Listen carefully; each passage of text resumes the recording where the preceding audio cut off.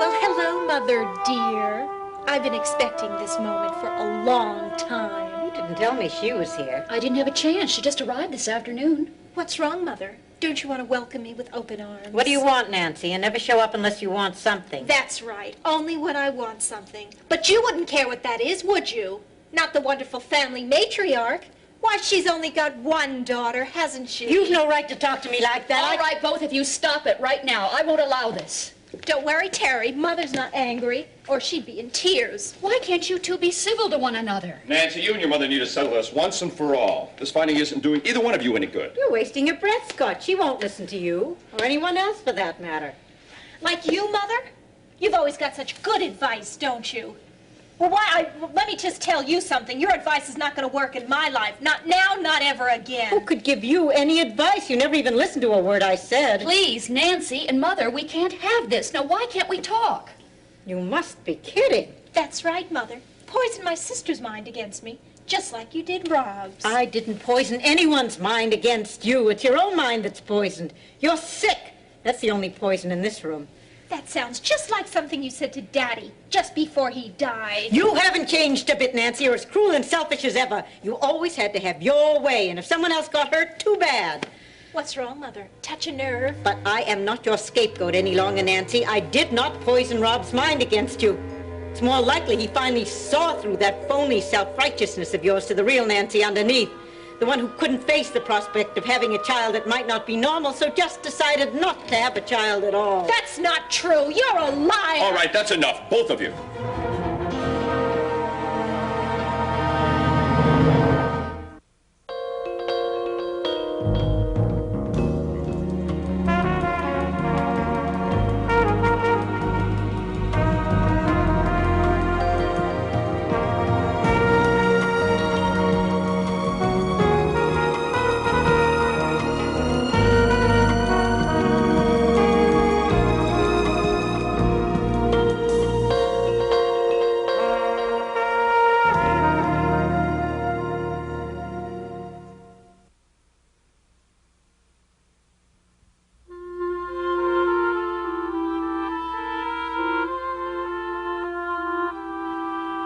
Sorry I spoiled your evening, but if I'd known she was here, I wouldn't have come in.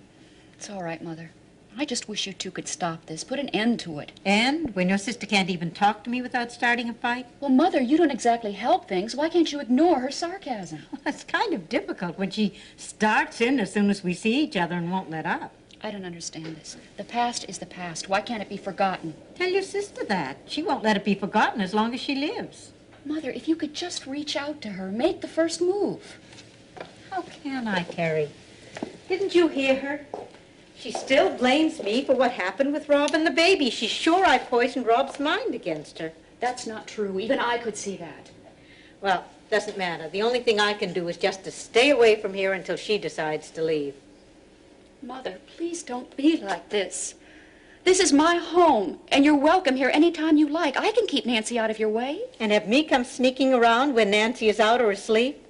Oh, no, Terry, I think not. But you can't just stay away forever. It's absurd. Nevertheless, as long as Nancy is here, I don't intend to set foot in this house ever again.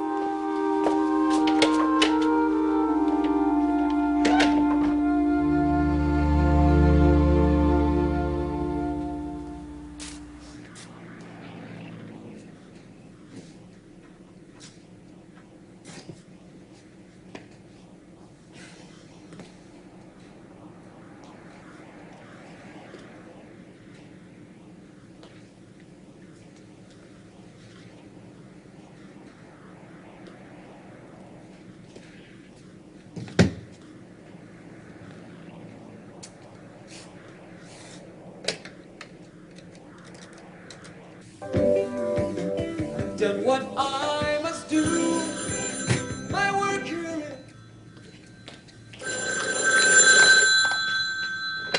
Hello? Hey, Laura. Becky, how are you? Oh, I'm glad you called. Oh, I'm fine. I just thought I'd give my old roomie a call and see what she's up to. Oh, right now, not too much. I'm trying to get my ironing out of the way. Doesn't that sound exciting? Yeah.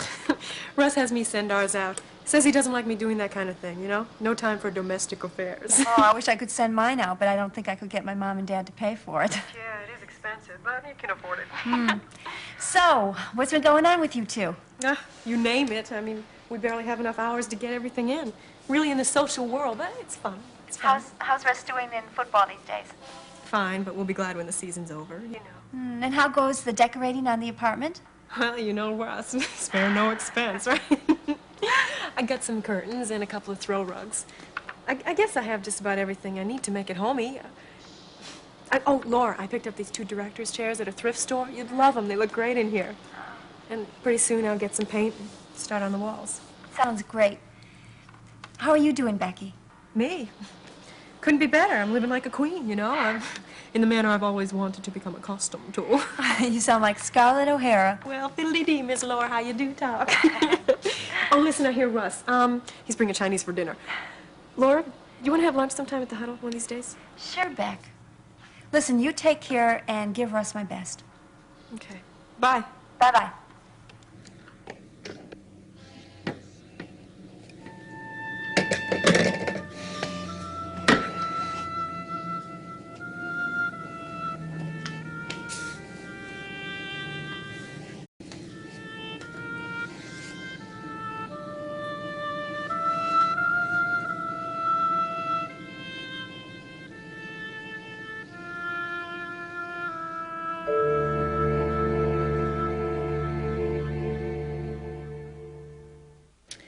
I'm sorry about all this, Scott.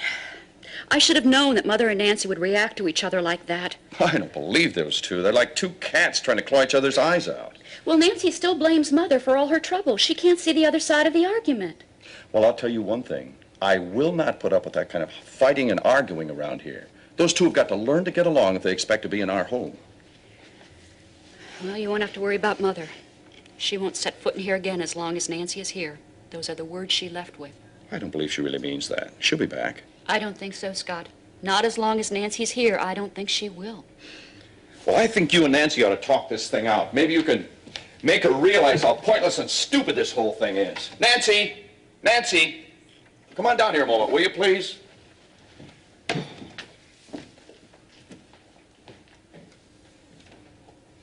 Come on.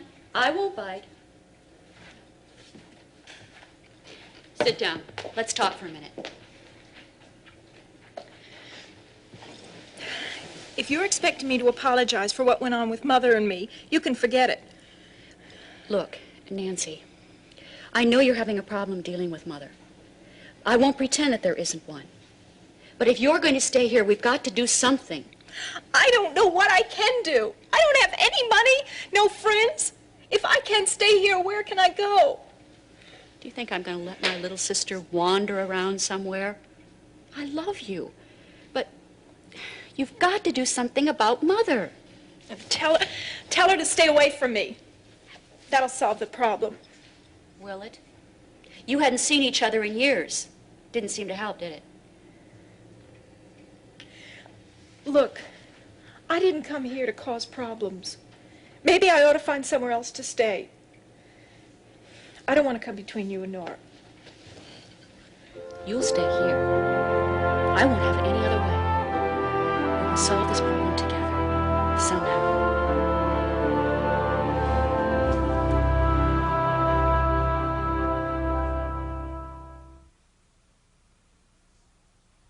Yes, I understand. Well, I think I have all we'll need to prove some, if not all, the allegations. Yes, sir, I can be there then. I realize what it could mean. Yes, sir, I'll be there then. Goodbye.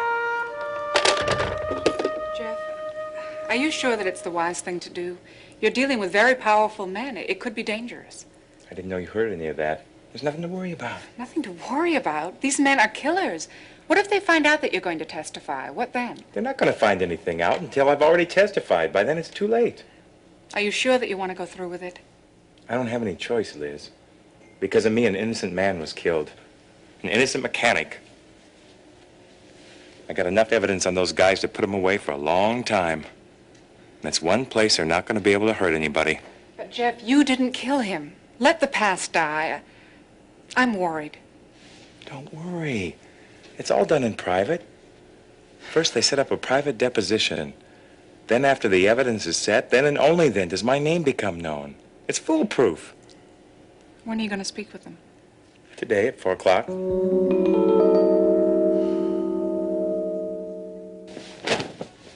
Nice of you to come home last night, Russ. Or should I say this morning? What's the matter? Did you run out of places to go? Oh, come on, cool it, huh, Becky? I just went out with some of the guys from the football team after practice. We didn't finish till 10. What's the big deal, anyway? I'll tell you what the big deal is. You didn't call me. I sat around here all night long waiting for you. And I don't like it. Look, I just spent some time with the guys. So what? So were the girls from the pep squad there? Yeah, I guess there's a couple of girls there. I don't remember. Oh, you don't remember? That's pretty convenient, isn't it? What's that supposed to mean? Just because there was a couple of girls there doesn't mean anything went on. Well, then why wasn't I invited? How come you didn't call me and ask me to meet you there? I thought I was supposed to be a part of your life now. You are a part of my life. I just once in a while like to go out with the guys and talk about things that guys like to talk about. Yeah, like girls. What is this with you? You standing there acting like I've been running around behind your back, right? Have you? Look, Becky, we got a good thing going here. I don't like all this third-degree stuff. We're not married. You don't own me. I don't own you. Is that right? That's right. Well, Russ, you just remember that when we're in bed tonight. Okay?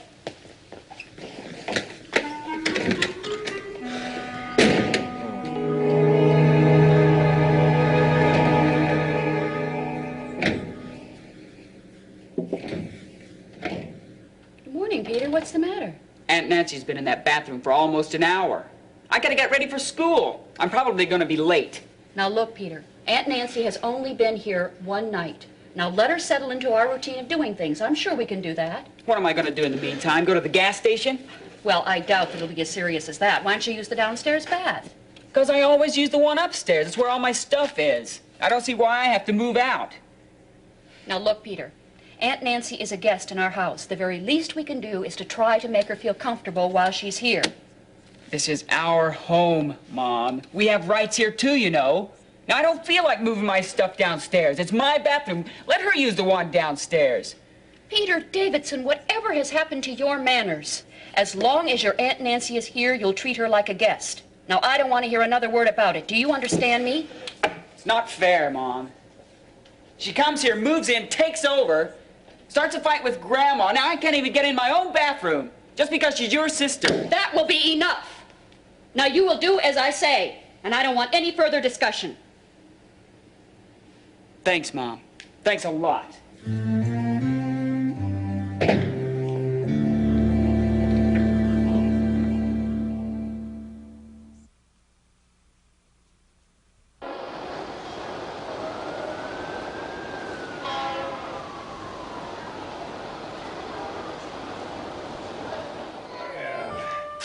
Here we go, boss lady. Why, thank you, sir. You know, you're really doing a great job of keeping me humble. Sending me for soft drinks and mopping the floors. It's the little things. Well, trust me, I would never take advantage of you. And just to prove how nice I really can be, how about dinner Friday evening? That is, if your bruised ego can take it. Isn't this a bit sudden? The invitation is good only if you're sure you can keep business and pleasure on a separate basis. Don't the guys get to ask anymore? Sure. So ask me. All right. How about having dinner with me Friday evening? Okay. Mr. Chauvinist, since you did the asking, you can do the paying. Deal? Deal. Deal. Yes. What? Hey, Gene, how are you doing? Fine, Mitch. Good to see you. Oh. Hey, I'd like you to meet my boss, Samantha Marshall, better known as Sam. Sam, meet Mitch Dunbar. Sam, huh? Oh, mighty pretty Sam. And I've met plenty of Sams in my day. Why, thank you, sir. Hey, Mitch, what can I do for you? Well, I was just wondering what the status is on Charles Carpenter's request for a zoning change. I don't know. I haven't finished working on the impact report yet, but I plan on turning it over to the commission within the next couple of days. Well, I guess I'll just have to wait till then. Yep. No matter. Well, it's a pleasure meeting you, Sam. Now, You keep this young man in line, you hear? Oh, don't worry about a thing. We keep him too busy for him to get in trouble. Oh, come on. She has me working around the clock, Mitch. Good. You two take care. I'll be seeing you. Bye-bye. Bye, Mitch. There sure are a lot of people interested in Charles Carpenter's plans, aren't there? Yeah, a lot of people.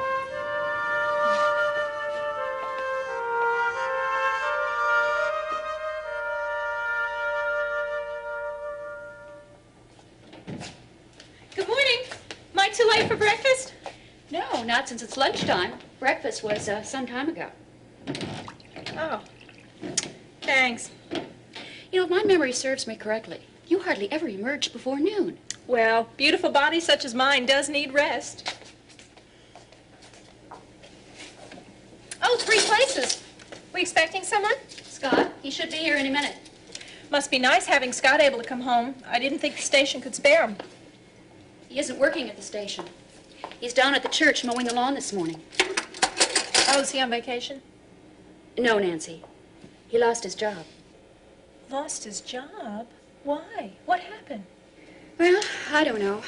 New management, new ideas. It's one of the hazards of television. Well, you poor thing. You must be worried sick. No. Well, I mean, things have gotten a little tight, but it's nothing we can't handle. Besides, I've got my job, and that'll get us by until Scott finds something.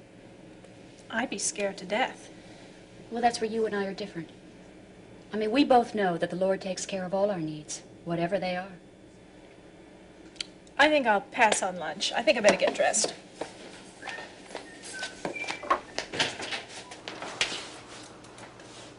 What's with Nancy? Thought she was having lunch with us. I think she just lost her appetite.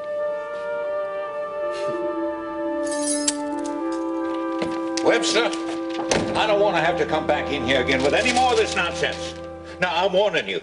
You stop harassing my client, Ben Martin. I'd ask you to sit down, Mitch, but bad as my luck is, you probably would. Well, now, you know that you can't invoke a construction order for eviction unless you have all the permits in hand, and you don't even have a zoning change yet. Don't we? A mere oversight, I can assure you, Dunbar. Now, if you would kindly do me the favor of leaving my office. Any more oversights like that, and we sue for damages. And you can tell your client that.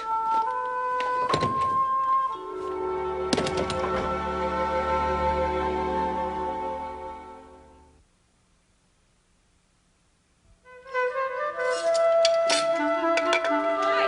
Finished with your lunch, I see. We are, but if you like, there's plenty in the refrigerator. Oh, no, thanks. Scott, I'd like to borrow the car if I could. I need to get a few things. Oh, I have a few things to do myself this afternoon. I won't be very long. Well, all right, if you promise to come back soon. Sure. Thanks. Oh, does it have gas? I don't have much money. Well, here's a 20. But don't expect anything for your birthday. Thanks. You're a love. Don't forget, be back soon. Yeah, I'll need the car to get to work.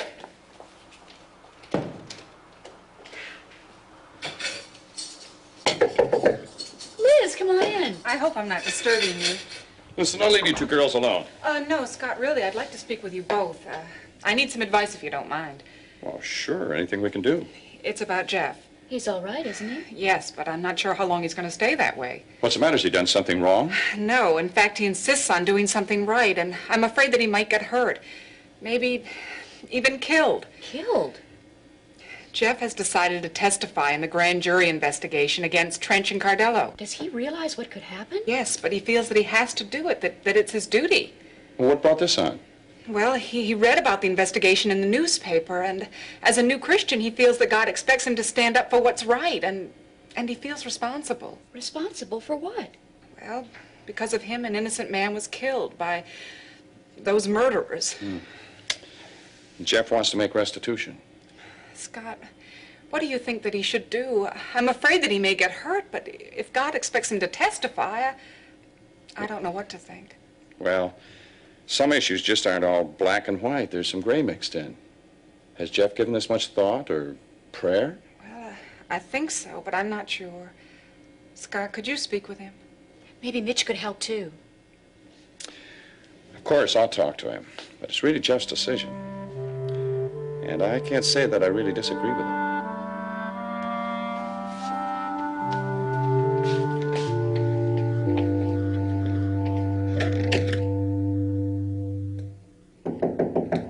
It's open. Come on in. Oh, Scott, it's good to see you. How you feeling? Never better. Sit down. Need a hand? No, Oh, I thought you meant with the puzzle. No, it's fine. All the pieces are fitting together one by one. What is it? It's Noah's Ark. See the rainbow up in the corner? Ah. It's Jenny's. I'm helping her with it. It's kind of like how I feel right now. I got all the pieces. I'm just trying to put them together. Not to mention the puzzled lady at our house right now. Oh, Liz told you about my plans to testify for the grand jury? Well, let me tell you, Scott, I wouldn't do anything in the world to hurt that woman. But I'm going to testify. I didn't come here to try to talk you out of it, Jeff. But are you sure you've covered all the points? I think so. I talked to them on the phone today, and they're going to give me protection when and if I need it. And you're sure you want to go through with this? Somebody's got to stand up for what's right. First you had to do it. Now, it's my turn.